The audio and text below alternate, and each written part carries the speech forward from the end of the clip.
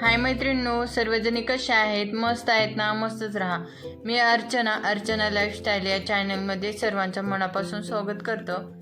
अशा प्रकारे मुळ्याची भाजी कोण करतं का ते मला कॉमेंटमध्ये सांगा आणि तुम्ही कोणत्या पद्धतीने करतो ते पण सांगा. मी मुळा आणला की भाजी फेकून देत नाही त्या पानाची. अशा प्रकारे मी भाजी करते. मुळ्याची भाजी खूप छान लागते आणि खूप टेस्टी लागते. ही मुळ्याची भाजी फेकून द्यायच्या आधी त्यातील विटॅमिन्स जाणून घ्या, म्हणजे उद्यापासून तुम्ही मुळा आणला की त्याची भाजी करून नक्की खाणार.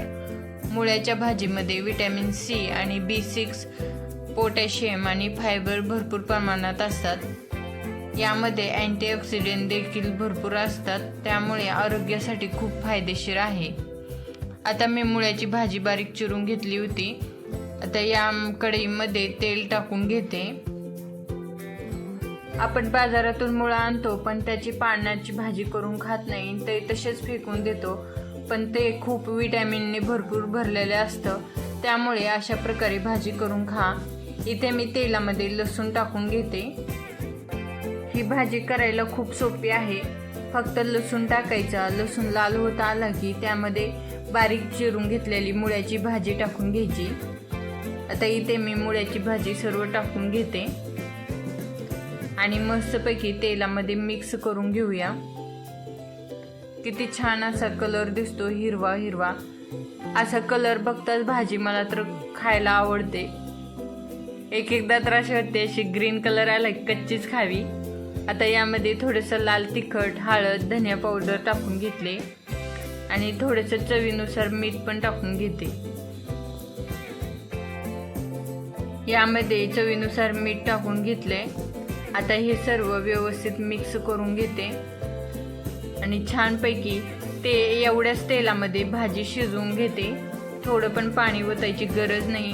छानपैकी असेच शिजवून घ्यायचं. अशा प्रकारे वाफेवरच भाजी शिजवून घ्यायची. एवढी छान अशी भाजी लागते ना. यासोबत तुम्ही ज्वारीची भाकर किंवा बाजरीची भाकर करून खा आणि मुळ्याची भाजी खा. खूप टेस्टी लागते. आता तुम्ही बघू शकता इथे भाजी छान अशी वाफलत आलेली आहे.